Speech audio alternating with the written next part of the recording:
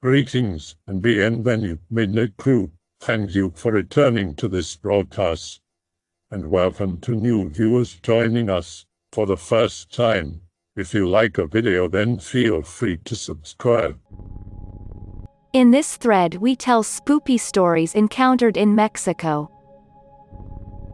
Not going to Greentext cause I'm on a phone. This happened 10 years ago when I visited my grandparents. I went to go have dinner at a chick's house. Ate food, hung out with her, etc. So it was getting kind of late, so I took off.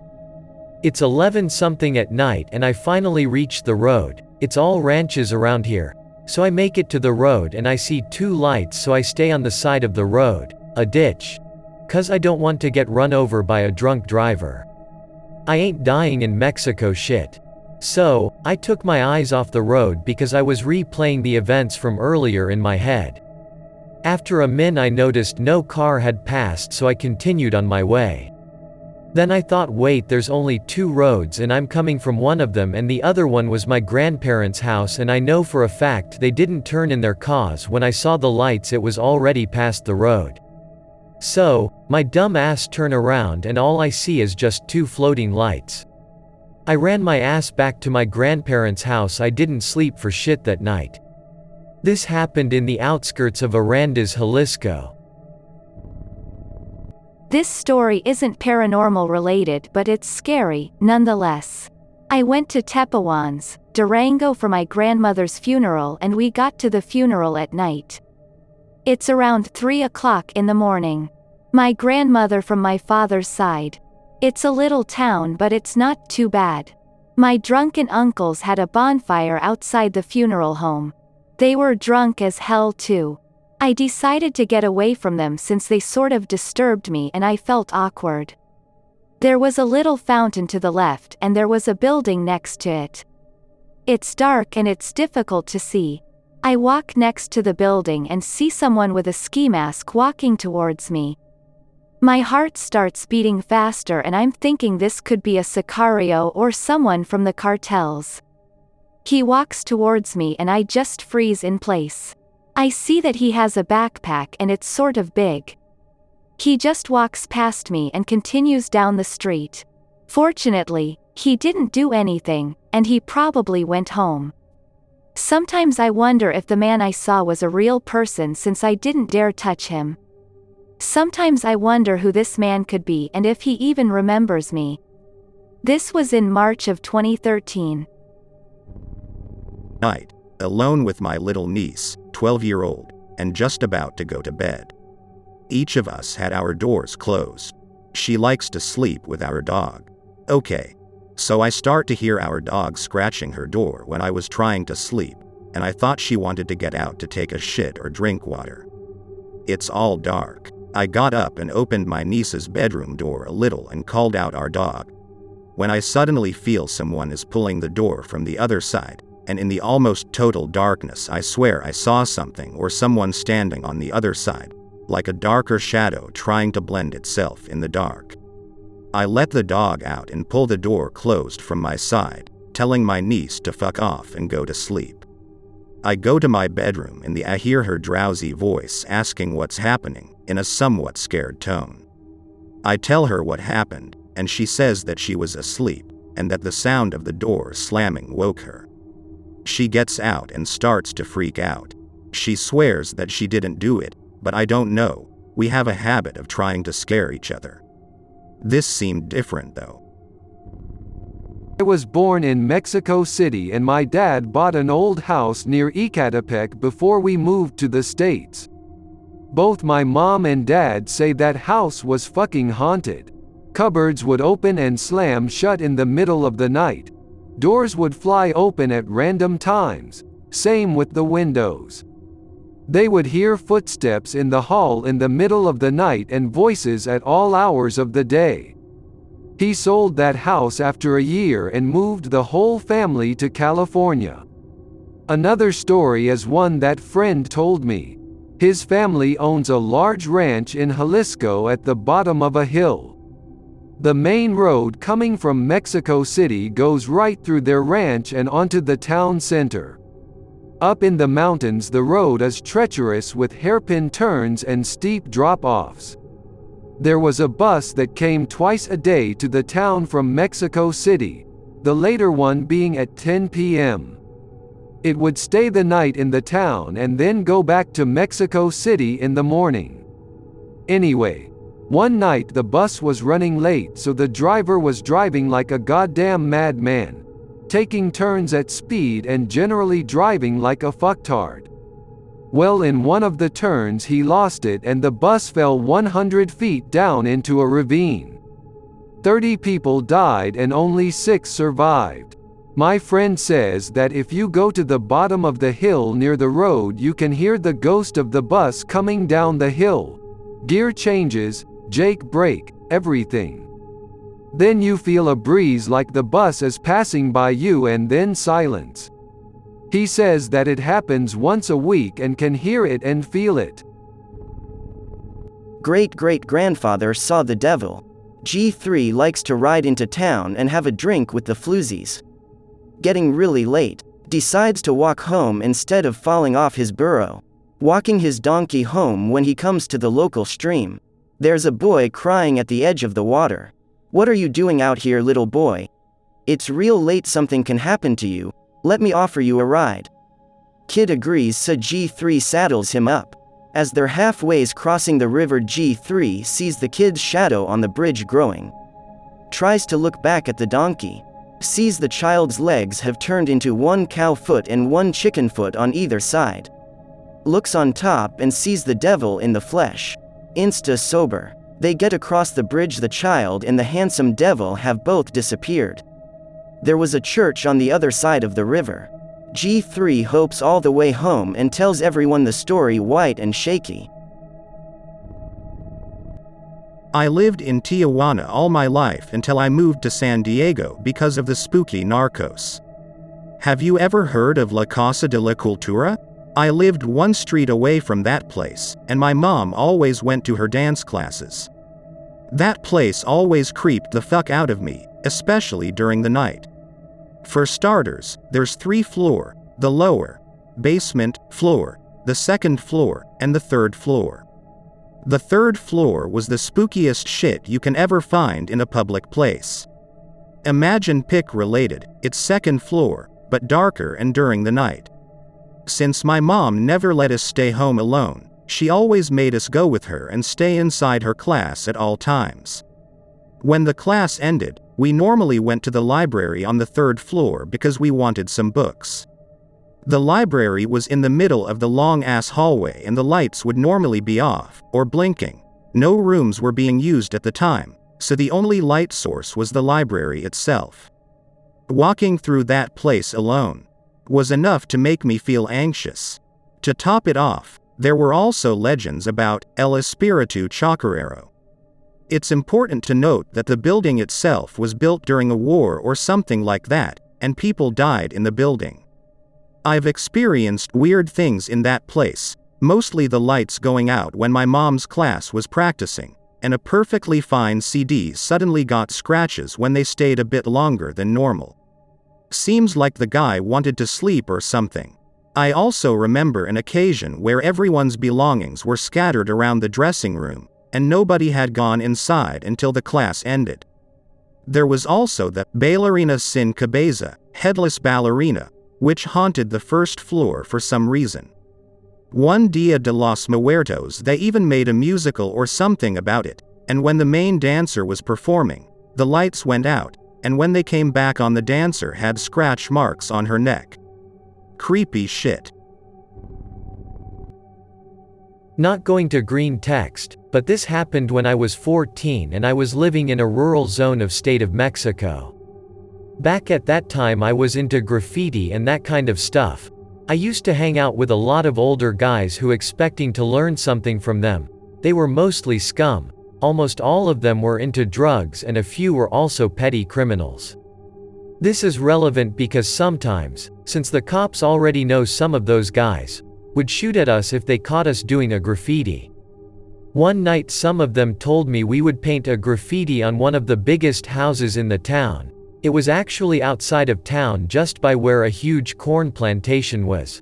but they said we had to be extra careful with the police, since a couple of nights before 2 cops caught one of the guys, beat him up real bad and even threatened to attack him if they saw him again. That night we were preparing to get things going outside the targeted house when we saw a police car approaching without even turning the lights on, so we ran into the cornfields. I heard the cops getting off their vehicles and starting to chase us through the cornfields on foot, so we ran faster. We really didn't want to get attacked, for about 15 minutes. Then we reached some kind of opening in the fields, like a circle, about 20 meters of diameter, and we saw what it looked like, a giant caterpillar in the center of it. The thing was huge, about the size of a SUV, like those old trucks Windstar, and it was just squirming on the ground.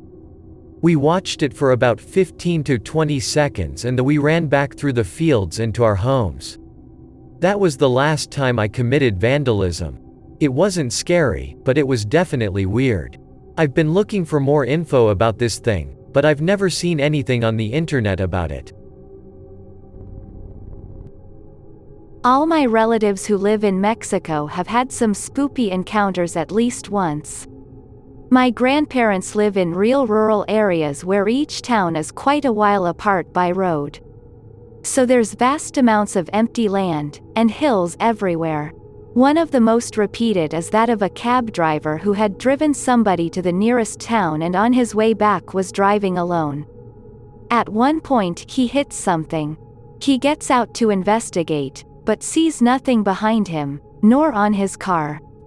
He gets back in his car and begins to drive away again, only to hear tapping along the side of his car. He looked in his side mirror, and what he saw was a woman draped in all black hanging off the side of the car. Frightened, he just kept driving without looking back until he got back to town. Cab drivers don't like driving at night. Similarly, there's another story about a combi driver. A combi is basically a small van with a designated route like a bus, but cheaper. One night the driver saw a woman get on, but she did not speak, she did not move. She just sat there motionless. Eventually she was the only one left in the back. And at some point, when the driver looked back again, she was gone. There's also a story about a red woman people have encountered in the hills when they used to go get firewood. Nearby there's also an old abandoned railroad station where people say it's haunted. Many stories about dwarf-like beings who live in the area. How the devil appears to people there too. The other classic is the story of Nawalas. People who are said to be able to transform into animals. There's plenty of people in town who are said to have that ability. One of them is married to someone in my family. Supposedly he made a pact with the devil and gained power and fame and the ability to shift shapes. But not without a sacrifice. It's believed he gave up his newborn daughter to gain his abilities. Everyone there believes it. All spooky stuff isn't considered far-fetched there. My dad and uncle claim to have seen La Llorona. That day my pops and a few of his friends were helping my uncle build his house. He had bought some land close to a river and started building this 2-story house. Anyway, he says that towards the evening they started drinking some beers to close out the day. Eventually my uncle had to go pee, and since they hadn't installed any bathroom fixtures yet and since there were no other houses around, he had to go down to the river to take a piss. When he got there, he spotted a lady near the edge of the water. He called out to her asking what she was doing there and if she was okay. By this point my dad had heard him and turned his attention towards the river, where he saw the lady as well. When the lady turned around, my uncle says that she let out a howl and had the face of a decaying corpse. No eyes, tattered wrinkled flesh and missing teeth. Needless to say, it scared the piss out of him, and he ran back to the house. Apparently only my dad and uncle saw her because the rest of the guys were playing poker and not paying attention, and when they heard the commotion the lady was already gone. My pop says he saw her dip down between some bushes, so they each grabbed a shovel and went down to look for her. They searched for half an hour and found nothing. My uncle was still spooked, but the rest of the guys didn't believe him or my dad and thought they were playing a joke on them. The next day he got a priest to go down and bless the area around his house and the river itself, I guess in an attempt to get rid of whatever spirit was there.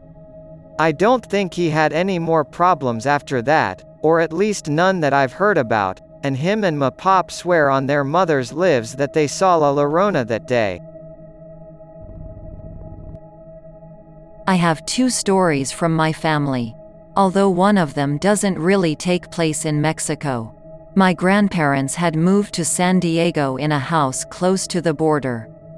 One night, they thought they heard a woman yelling, "Amparo," my grandma's name, so they assumed it was one of her cousins who went partying in Tijuana and needed a place to crash. They both went to the bedroom in front of the house to look out the window. They saw a woman slowly gliding up and down the street in a white dress with long black hair. Yeah, I know.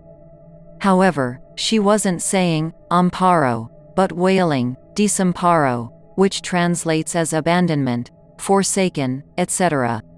Their house was definitely haunted, as was probably the whole neighborhood. Everyone in our family had weird experiences in that house. Those should be saved for another thread. But I'll share the story that actually takes place in Mexico next. My mom, her sisters, parents, and some cousins were driving to a quinceañera in Mexico. They arrived just fine, but as they were en route to the US they noticed strange lights in the sky, and the next thing they knew they were in San Diego. Not a single person in the car could recall what had happened between seeing the lights and ending up in San Diego. There were a couple hours completely unaccounted for, and it made them uneasy. The experience actually got my grandfather into researching UFO phenomenon and believed our family line was being tracked, amongst others. There have been similar experiences in our family since then, one with me involved, but nothing as drastic as driving in the middle of nowhere Mexico to suddenly being in San Diego. Also, I live just 5 minutes after crossing the border, in the western edge of San Isidro. Couple of weeks back me and the family saw some weird fucking lights, which we know wasn't any sort of regular airplane, or one of the Navy helicopters from their base in Imperial Beach. I did a sketch that took over 9,000 hours in MS Paint, pic related. Black dots are supposed to be regular yellow lights like those on planes, except this thing had no strobe, and the lights were flying in formation. My mom and my sister said it stopped mid-air once, but I didn't see that. Thing was big too. If it was a plane it must have been the slice of a large commercial airliner, which is really weird cause those don't fly to San Diego regularly at all. My cousin said he saw a demon at a nightclub. He used to DJ for this club in Mexico City, and he said that night was like any other night. People were drinking, dancing, having a good time. Sometime around 11, this incredibly beautiful woman walks into the club. He says she wore a long red dress, had fiery red hair, and was a complete knockout. 10 out of 10 face, its, ass, you name it. Nobody knew her, she wasn't a club regular, but still every guy wanted to dance with her and buy her drinks. She refused the drinks but happily danced with any guy that asked. The other women in the club were getting annoyed by her.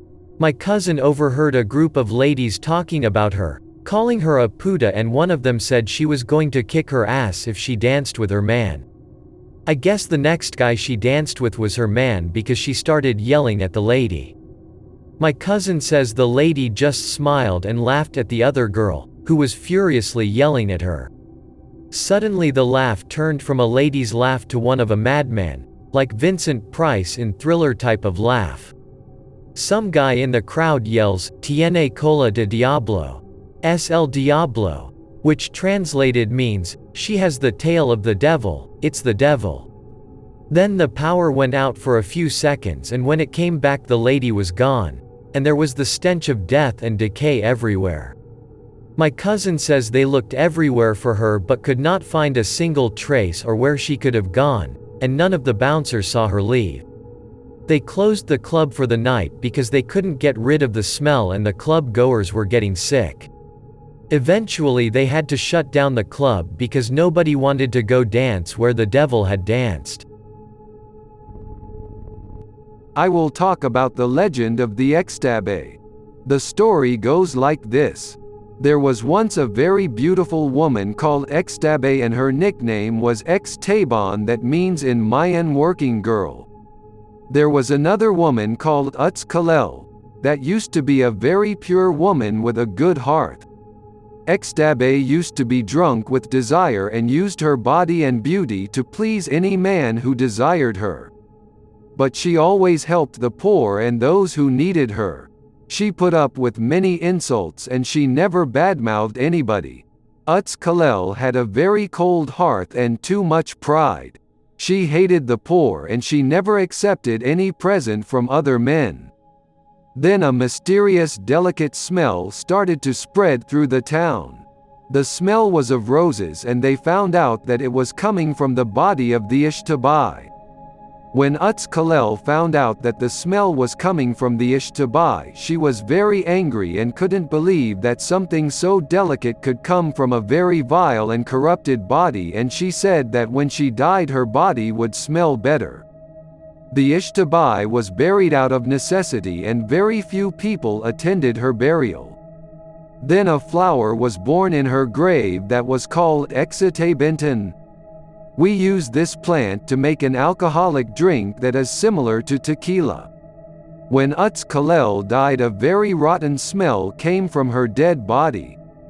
And when she was buried, the smell was insupportable. Later another flower was born called Zakam that came from a cactus. The flower was beautiful but odorless and the plant stinks before blooming. Outzkalel's soul couldn't rest knowing that the Xtabay soul produced a prettier and more pleasing flower, so she tried to copy some of the Xtabay personality traits. She thought that maybe if she taunted men she could become better than the Xtabay, so she started luring men. It is said that you can find her around a ceiba tree at night, but you shouldn't dare to follow her because she could lead you to your death. Be first-gen American living in California like 2011-ish.